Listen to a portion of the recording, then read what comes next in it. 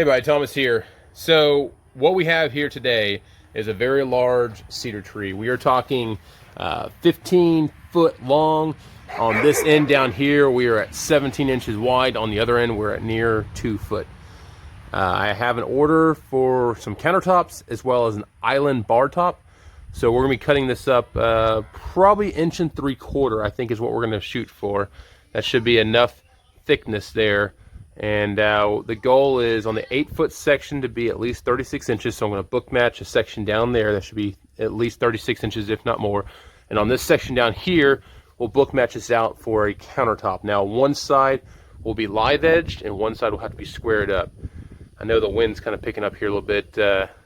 But anyways, I'm going to go ahead and throw on a time lapse because it's going to take a few precise cuts. Sorry about the camera moving around there. And we'll go from there. So stay tuned. A lot of cool stuff happening. This will be an interesting cut. So we'll see some book match stuff, and I'm going to show how we'll book match this out. Here we go.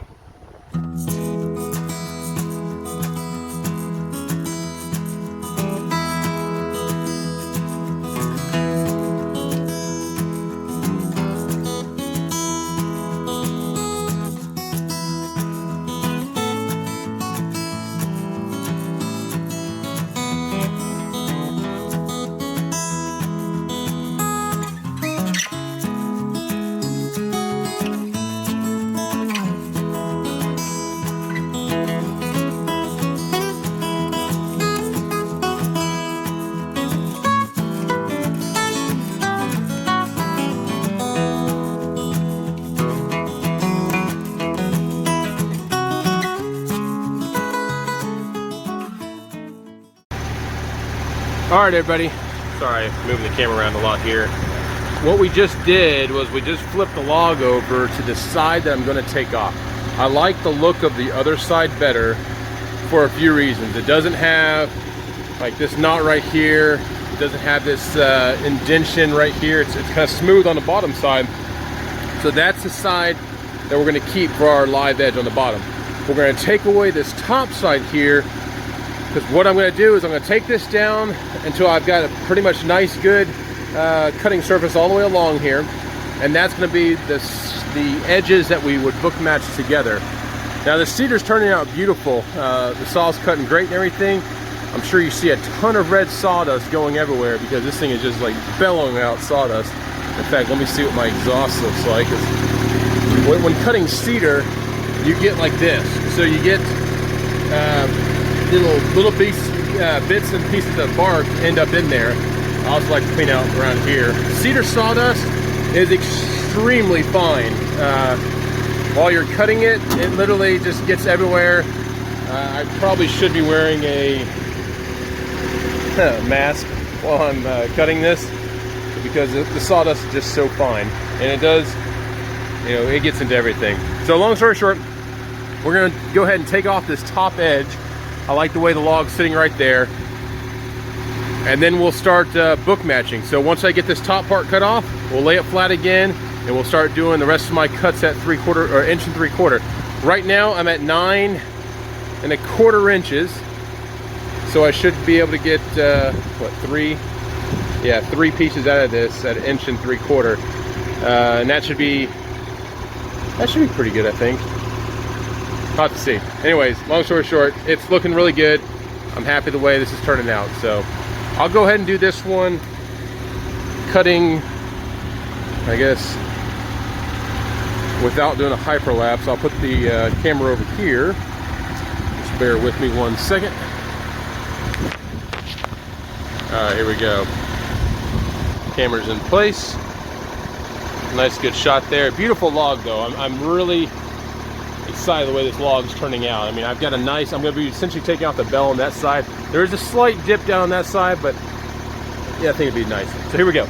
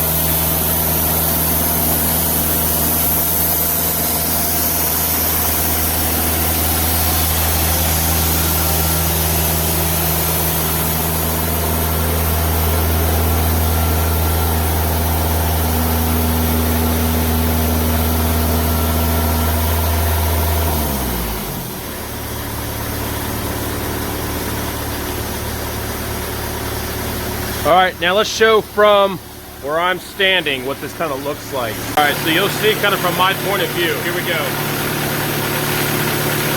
Hold up.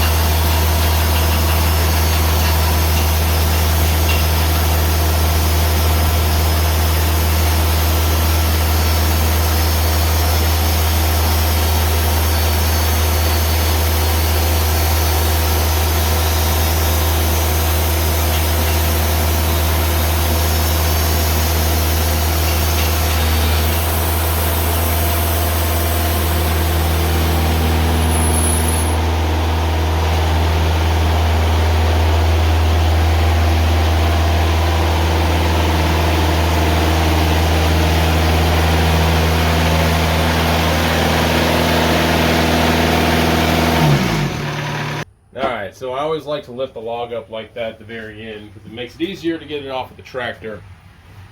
They cut very well. I will actually switch to another angle here in a second, but what I was doing is the board kind of got stuck here on my log stop. Not a problem. There we go. Awesome. I got sawdust everywhere. So my bottom two slabs there should be my 36-inch, or nearly 36-inch wide. I was actually just a little bit shy. I think I'm gonna be like 35 inches with the bell portion out to like 37-ish. Or excuse me. I mean 35 inches with the bell portion out to probably 36. Everything else cut pretty well. It looks like I had a little bit of set out on the blade, but the good thing about cedar is it's very easy to sand. Should not be an issue there. So let's go ahead and I'm going to switch to a different angle. I'm going to get these off the sawmill and place them out in a location where I can actually show the customer when they get here what the pieces are going to look like. All right, so stay tuned. Here we go. All right, everybody. So these are the final products.